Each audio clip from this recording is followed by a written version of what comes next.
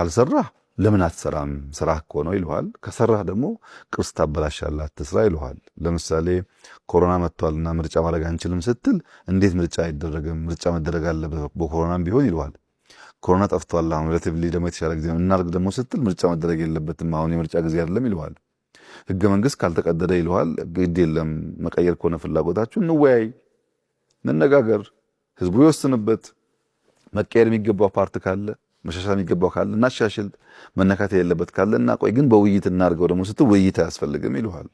ያው እንደዚህ አይነት የፖለቲካ ልምምድ ኢትዮጵያ ውስጥ አለ። ግን ኢትዮጵያ ህዝብ በሚሰሩ ስራዎች ቅርስ ይጠፋብኛል ብሎ ይሰጋል ብዬ አላምንም። እንደዚህ አይነት ስጋት አላይም።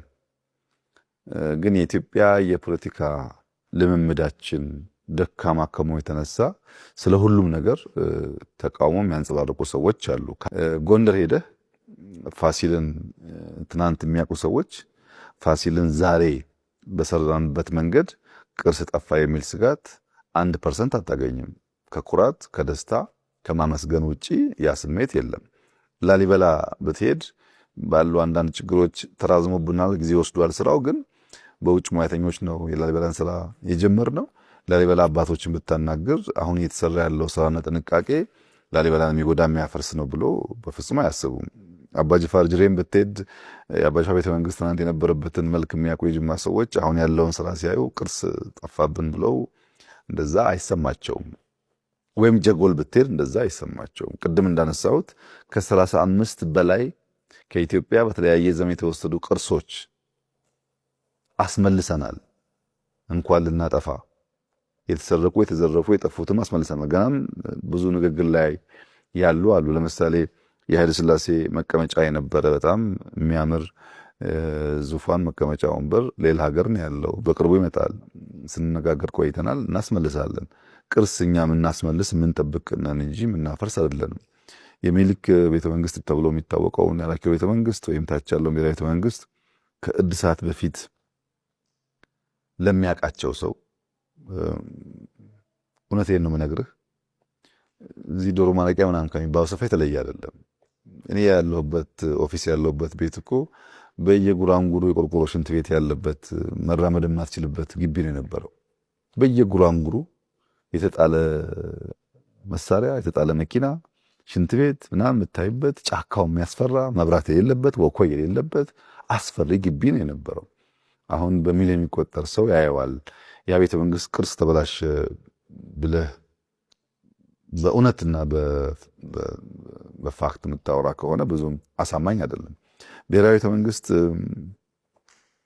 መኪኖቹ፣ ሌላው ቀርቶ መኪኖቹ እኮ በስብሰው ሞተዋል። መኪኖቹን አድሰን እንዲነሱ ማድረግ በራሱ በጣም ሰፊ ስራ እኮ ነው። ቆርቆሮ ፓርኪንግ የነበረውን የሰራነው ፓርኪንግ አሁን እንዴት ታገናኘዋለህ? ቤተ መንግስቱ በራሱ ውስጡ ታች አንደርግራውንድ ጎርፍ ነበር፣ መራመድ አትችልም። እኔ ያየሁትን ነገር ነው ነገር ፈራሽ ነበር። እና ቅርስ ይፈርስብኛል ብሎ ከመስጋት አይመስለኝም።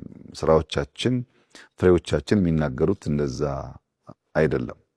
ነገር ግን ሁሉ ነገር ብትሰራም ባትሰራም መቃወምን እንደ ፖለቲካ ለሚያስቡ ሰዎች እንደዚያ ሊሆን ይችላል። ግን የተሰራው ስራ ያንን ምልክት አያሳይም። አሁን አንተ ባሌን ታውቀዋለህ። ሶፍ ዑመር ላይ የተሰራውን ስራ እንዴት አድርገህ ነው ቅርስ ማጥፋት የምትለው? ከዚህ ቀደም ልትገባ አትችልም። ሽታው፣ መንገዱ፣ ሁሉ ነገር አያስኬድም። አሁን በጣም ከፍተኛ ለውጥ አለ። ጠፋ የሚል ድምዳሜ አያስይዝም።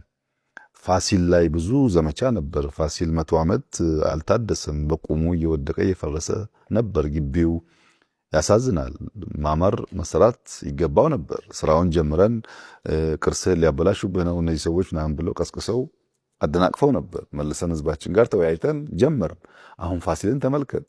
እኛም ፈረንጅም ማንም የመጣ ሰው ይኮራበታል። ለሚቀጥሉት 50-60 ዓመታት ለልጆቻችን የሚሻገር ስራ አድርገነዋል። እና ቅርስ የሚያጠፋ ብዙ ፍላጎትም የለም። ለምሳሌ ይሄ ቦታ እኮ አልነበረም። በፕራይቬት ሴክተር እንዲሰራ አመቻችተን አግዘን ያሰራ ነው። ስለዚህ እንዲጠፋ የሚፈልግ ሰው እንደዚህ ያለውን ነገር አይሰራምና ከስጋት ጀኑን ከሆነ ስጋት ሲመነጭ ሰው ካየ በኋላ አይ እንደዚህ አልመሰለኝም፣ ይሄማ ከሆነ መልካም ነው ብሎ ይቀጥላል። ግን ፖለቲካል ኢንቴንሽን ካለው ቢያይም ባያይም ብዙ ለውጥ የለውም። እንደዚህ አይነቱም ብዙ መጨነቅ አያስፈልግም፣ መስማት አያስፈልግም። መጓዝ ብቻ ነው የሚያስፈልገው።